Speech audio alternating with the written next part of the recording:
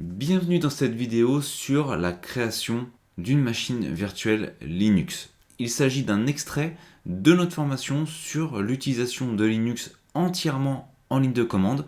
Vous trouverez d'ailleurs le lien vers cette dernière directement dans la description.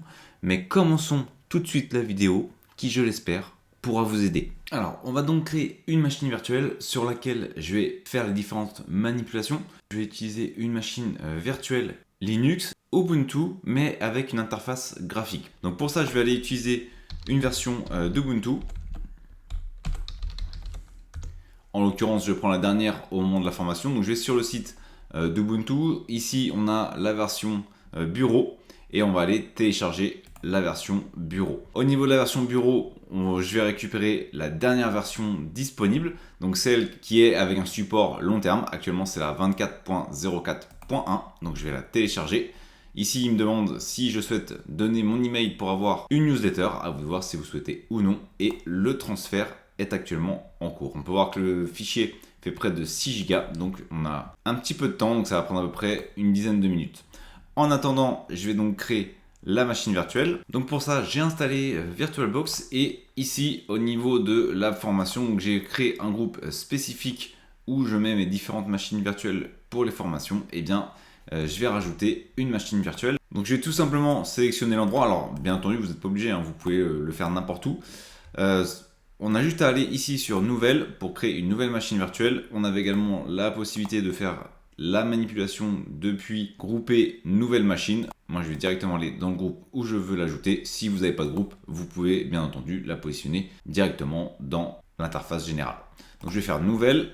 Ici, je vais lui donner un nom. Je vais l'appeler Ubuntu CMD, donc CMD pour commande, tout simplement. Ensuite, où est-ce que je souhaite positionner ma machine virtuelle? Ensuite, où est-ce que je souhaite positionner ma machine virtuelle? Donc moi, j'ai un disque spécifique pour mes machines virtuelles. Donc c'est mon disque D. Ici, j'ai VirtualBox dans lequel j'organise mes différentes machines virtuelles. Et donc, je vais l'ajouter dans Lab Formation. Je vais donc sélectionner le dossier. Ici, j'ai l'image ISO que je souhaite utiliser pour l'installation. Pour le moment, j'en ai pas, mais ça va être une Linux Ubuntu. Donc, je vais patienter le temps que le téléchargement se termine. Alors, le téléchargement, il est terminé. L'image, normalement, j'ai plus qu'à aller la récupérer. Je vais retourner ici sur VirtualBox. L'ISO image, je vais lui indiquer le chemin. C'est dans Autres. Elle se trouve dans mon dossier de téléchargement et je vais tout simplement cliquer sur Ouvrir. On peut voir que je l'avais déjà téléchargé précédemment. J'avais oublié, mais c'est pas grave. Ça permettait de voir justement comment la télécharger. Ici, je vais cliquer sur Skip. Au niveau de l'installation, ça va tout simplement me permettre de personnaliser l'installation. Si je ne le fais pas, eh bien, en fait, ce qui va se passer, c'est qu'il va me demander directement ici de renseigner les informations sur l'utilisateur. Donc moi, je préfère le faire au cours de l'installation. Ici, à vous de voir comment vous voulez procéder. Moi, je préfère passer cette étape et le faire manuellement au moment de l'installation du système d'exploitation. Donc je vais faire suivant. Ici, au niveau de la mémoire vive, on va être assez large. Moi, je vais lui donner 6 Go. Bien entendu, tout ça, ça dépend de votre ordinateur. Moi, j'ai plutôt de la marge. J'ai 64 Go sur mon ordinateur, donc je peux lui donner pas mal de RAM. Mais bien entendu, vous faites en fonction de votre ordinateur. Si vous avez assez peu de mémoire, vous n'avez pas besoin d'en donner beaucoup, puisque Linux consomme assez peu de mémoire, donc vous pouvez même en laisser 2. Normalement, ça devrait fonctionner. À noter, ici, on peut voir qu'il a détecté automatiquement le type Linux et Ubuntu à partir de l'image ISO. J'avais oublié de le préciser. Donc, il a détecté à quoi correspondait l'image et il a automatiquement renseigné le type de système d'exploitation qu'on allait installer. Je vais faire suivant, je vais faire de nouveau suivant. Je vais donc créer un disque virtuel. Je vais être assez large. Je vais lui donner 75 Go. Donc ici, c'est un disque virtuel. Je lui donne une taille maximum de 75 Go. Il va donc réserver entre guillemets 75 Go, mais c'est virtuel. C'est-à-dire que si je consomme uniquement 10 Go sur le disque dur, eh bien, je n'aurai que 10 Go de réellement déduit sur mon disque dur. Par contre, si je clique ici, eh bien, je vais réserver la taille complète de 75 Go, peu importe que je les utilise ou que je ne les utilise pas. Donc moi personnellement, je ne préfère pas utiliser l'option. Ça me permet ainsi d'évoluer au niveau de mon disque dur, au niveau de la consommation petit à petit. Par contre, bien entendu, il y a certains cas où ça peut être intéressant d'avoir directement la taille réservée pour éviter notamment d'avoir des problèmes par la suite si le disque dur s'avérait trop petit, si on avait plusieurs machines virtuelles à la fin, en fait, on pourrait se retrouver avec un disque dur qui serait trop petit. Et donc, en ayant auparavant réservé à coup sûr la taille sur notre disque, eh bien, on saurait immédiatement si on dépasse ou non, alors que là, on va augmenter petit à petit. Moi, je préfère procéder comme ça et surveiller directement le disque qui contient l'ensemble des machines virtuelles. Après, chacun fait comme il veut. Donc ici, la taille qui sera utilisée sur le disque dur où est stockée la machine, ce sera la taille réelle que je consomme au niveau de la machine. Ensuite, on avait la possibilité d'utiliser un disque dur qui est déjà utilisé. Moi, en l'occurrence, ça va pas être mon cas. Ou alors de ne pas utiliser de disque dur. Par exemple, si on utilise un Live CD, ça peut être utile. Je vais faire suivant. La machine, elle est déjà prête. J'ai plus qu'à faire terminer. On peut vérifier les éléments qu'on a fait au moment de la création. Normalement, ça reprend bien les éléments qu'on avait déterminés. Je vais faire terminer. Elle a bien été créée ici dans mon groupe Lab Formation. Bien entendu, si je veux, je peux la déplacer.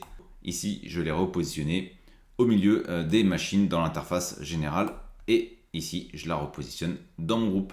On va donc lancer l'installation d'Ubuntu. La machine que je viens de créer, j'ai juste à cliquer dessus et faire ici démarrer au niveau de l'interface VirtualBox. Ou alors, j'aurais pu faire ici un clic droit et directement ensuite faire démarrer. Et on a différents modes de démarrage. On va pas s'embêter, on va faire le démarrage normal. À noter qu'on l'avait également ici sur la petite flèche sur le côté. Normalement, ça va se lancer sur l'image ISO qu'on a téléchargée précédemment. Et ça devrait me demander, voilà, si je souhaite. Donc je vais faire un clic gauche ici, capturer. Et donc ça me demande bien si je souhaite essayer ou installer Ubuntu, utiliser Ubuntu en mode graphique ou faire un test au niveau de la mémoire. Je vais donc prendre la première option qui est essayer et installer Ubuntu. Donc ici, j'ai le bouton Install Ubuntu. Je vais tout simplement cliquer dessus. Ensuite, je vais aller ici sélectionner la langue d'installation. En l'occurrence, ça va être français. Je vais faire suivant. Ici, on a les différentes étapes qu'on va devoir suivre pour faire l'installation. Donc vous avez ici l'accessibilité dans Ubuntu, ce qui va permettre de personnaliser ce dernier. Je vais laisser par défaut les options. Je vais faire suivant. Au niveau de la disposition du clavier, vous pouvez vérifier que les touches sur lesquelles vous tapez au niveau de votre clavier correspondent bien à celle qui a été sélectionnée au niveau de la disposition du clavier. Vous pouvez taper sur quelques touches au niveau du clavier pour vous en assurer. Moi, ça correspond bien, donc je vais confirmer ici la disposition de mon clavier, c'est bien celle qui a été détectée. Je vais faire suivant. Ici, il me demande la connexion Internet. Donc, je suis connecté à travers la machine virtuelle qui elle-même se connecte directement à ma connexion. Donc, j'ai rien à faire, moi. Bien entendu, vous, ça dépend si vous utilisez une machine virtuelle ou si, par exemple, vous utilisez un PC classique, et bien vous allez pouvoir soit vous connecter avec un câble, soit utiliser de la Wi-Fi si vous avez cette possibilité-là. Ou alors si vous ne souhaitez pas vous connecter à Internet, vous pouvez également cocher la dernière option. Je vais faire suivant et ici je vais indiquer que je souhaite installer Ubuntu. Donc il me demande si je souhaite l'installer à côté du système actuel d'exploitation. En l'occurrence, j'en ai pas, donc ça va plutôt être option remplacement, mais c'est même pas remplacement, c'est une installation pure et simple. Ensuite, est-ce que je souhaite uniquement l'essayer plutôt que de l'installer, ou plutôt l'essayer avant de l'installer pour être sûr de ce que je vais faire par la suite? Eh bien non, puisque je souhaite de toute façon l'installer, donc je vais cocher installer Ubuntu. Comment est-ce que je souhaite installer Ubuntu? Donc ici, on a deux options avec Ubuntu. On a la possibilité de faire l'installation interactive. Bon, je vais conserver celle-ci. Ou alors automatisée. Ça, c'est davantage utilisé notamment par les administrateurs système. Donc, on va conserver l'installation interactive. Ici, on a la possibilité de choisir donc soit l'installation par défaut avec seulement l'essentiel et ensuite on installera au fur et à mesure ce dont on a besoin, ou alors l'installation complète avec tous les outils de bureau et visiblement les utilitaires ou encore les jeux. Je vais utiliser l'installation la plus petite possible pour moins consommer au niveau de l'espace, puis ensuite ce dont j'ai besoin, eh bien, je pourrais l'installer moi-même. Je vais faire suivant. Donc si vous avez des logiciels tiers à installer, vous pouvez le faire notamment au niveau du matériel graphique et Wi-Fi. C'est le cas par exemple pour les cartes graphiques et les cartes Wi-Fi. Si vous avez des cartes graphiques ou Wi-Fi qui utilisent des logiciels tiers, vous pouvez les installer ici en cochant l'option. Et également, vous avez la possibilité de télécharger et installer la prise en charge de formats de multimédia supplémentaires. Par exemple le MP3, le MP4. En l'occurrence, moi, comme ça va être davantage du travail en ligne de commande, ça n'a pas forcément d'importance dans ce cadre. Mais si vous souhaitez ici installer la prise en charge de format pour l'utiliser par la suite, vous pouvez le faire en laissant cocher et en faisant par exemple suivant. Donc ici, il me demande comment je souhaite installer Ubuntu. Et bien moi c'est simple, c'est l'option la plus facile, c'est que je souhaite effacer tout le disque et installer uniquement Ubuntu. Donc après on peut faire un partitionnement manuel du disque, c'est-à-dire découper le disque pour lui donner la taille qu'on veut et donc avoir plusieurs partitions sur ce dernier. Ça pourrait être utile par exemple si on voudrait avoir plusieurs systèmes d'exploitation. Je vais effacer le disque et installer uniquement Ubuntu. À noter, j'ai également les fonctions avancées qui me permettraient donc notamment de chiffrer le disque dur si je le souhaitais. Donc par exemple ici en faisant utiliser LVM et le chiffrement, je pourrais entièrement chiffrer le disque dur. En cas de vol, ça peut être pratique, c'est l'équivalent de BitLocker chez Windows. Donc ici il suffit de cliquer sur utiliser LVM et le chiffrement. Donc on peut voir que la fonction a été activée. Si je fais suivant, eh bien, il va me demander ici en réalité le mot de passe que je souhaite utiliser. Donc attention également lorsque vous allez renseigner le mot de passe que vous ayez bien les chiffres qui soient actifs. Donc autrement dit que vous puissiez utiliser les chiffres au niveau de votre clavier parce que des fois ça verrouille la partie numérique et donc vous tapez les chiffres mais en fait ça ne les affiche pas et si vous ne faites pas attention vous pouvez valider et vous retrouver embêté par la suite. Donc moi je vais mettre un mot de passe pas terrible, on va dire test comme mot de passe avec un T majuscule. C'est juste pour la démonstration. Donc ici j'aurai juste à renseigner un mot de passe et une phrase secrète, ensuite à faire suivant et ensuite j'aurai plus qu'à créer mon compte et au démarrage en fait à chaque fois il me demanderait le mot de passe pour lancer ma machine comme BitLocker en fait chez Windows. Donc je vais pas m'embêter et ici je vais utiliser aucune fonction avancée puisque c'est une machine de démonstration. Donc le nom que je vais donner ici à mon compte, je vais dire Ubuntu, le nom de l'ordinateur on va dire Ubuntu CMD, on va dire PC hop, Ubuntu. Le nom de l'utilisateur, on va regarder Ubuntu, le mot de passe Ubuntu. Bien entendu, je vous invite à utiliser un mot de passe sécurisé. Encore une fois, c'est parce que je suis en train de faire une démonstration et en aucun cas c'est un mot de passe sécurisé. Utilisez un mot de passe sécurisé. Ici, c'est juste une démonstration avec Linux, donc c'est pour ça que j'utilise des mots de passe non sécurisés ou très peu sécurisés. D'ailleurs, il me l'indique ici, mot de passe trop faible. Ici, je laisse cocher demander le mot de passe pour l'ouverture de la session. Autrement dit, lorsque je vais démarrer l'ordinateur, eh bien, il va me demander le mot de passe avec le nom qui correspond au nom d'utilisateur. En l'occurrence, ici, ça sera Ubuntu. Je vais faire suivant. Alors ici, il y avait une option utiliser Active Directory.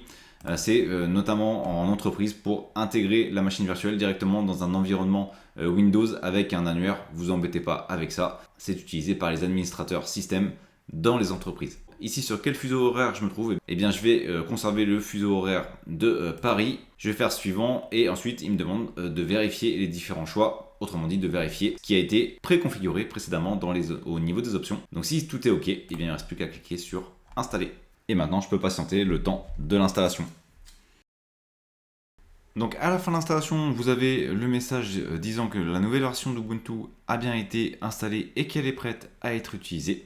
On n'a plus qu'à ensuite cliquer sur redémarrer maintenant et patienter pour que la machine se relance et qu'on accède à l'interface pour se connecter sur Ubuntu. Ici, on doit juste taper sur entrée pour enlever le CD, car même si je suis dans une machine virtuelle, c'est comme si on cliquait sur le bouton pour ressortir le CD de son ordinateur. Donc là, je vais arriver sur l'interface Ubuntu et j'aurai juste à renseigner le login de l'utilisateur et le mot de passe. Si jamais on avait chiffré, on aurait eu ici une demande du mot de passe pour déchiffrer le disque dur. Donc j'arrive ici sur l'interface de connexion. J'ai bien mon utilisateur Ubuntu. Le mot de passe que j'ai utilisé, c'est Ubuntu. Et je vais donc faire entrer. Je suis désormais ici dans l'interface Ubuntu. Vous avez une rapide présentation. Il vous demande si vous souhaitez passer à Ubuntu Pro. On va indiquer non. Il demande si vous souhaitez aider à améliorer Ubuntu. Donc soit vous pouvez partager vos données, soit vous pouvez ne pas les partager. À vous de voir ce que vous souhaitez indiquer. Et ensuite vous avez le centre d'application, mais avec les différentes applications qu'on peut installer. Ici, on a donc notre machine virtuelle. Elle est prête et on va donc pouvoir commencer à l'utiliser.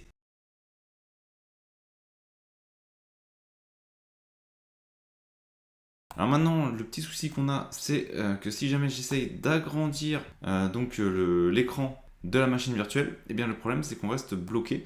Pourquoi? Parce qu'on n'a pas ajouté les extensions de VirtualBox. Donc pour ça, je vais aller ici sur périphérique, je vais faire insérer l'image shadée des additions invitées. Le CD vient d'apparaître ici et donc je vais installer. Pour ça, il va me manquer un élément. Je vais aller directement en ligne de commande. Ici, je vais aller dans un terminal. On va se positionner ici dans le CD. Donc ce dernier, il se trouve dans Média. On va les vérifier. Ici, j'ai donc Ubuntu et dedans, j'ai le CD qui est ici. Je vais donc accéder à ce dernier. Et donc, je vais passer en super utilisateur et je vais lancer ici le .run. Donc ici, le VBox Linux Addition.run. Il me demande mon mot de passe, je confirme. Alors, j'ai effectivement oublié de lancer.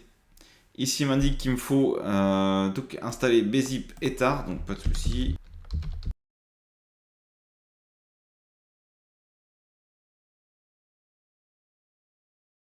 Il faut également que j'installe tar, donc je vais valider. Donc ça a été bon et je vais relancer l'installation. Et on va patienter le temps que ces dernières installent cette fois-ci l'extension. Voilà, donc ça a été installé et on peut voir que ça grésille un petit peu. Et ce que je vais faire à ce moment-là, c'est que je vais agrandir. Et comme on peut voir, automatiquement, lorsque j'agrandis, ça agrandit également l'écran. Ça adapte automatiquement la taille de l'écran. Donc ça va être un petit peu plus agréable pour utiliser la machine virtuelle.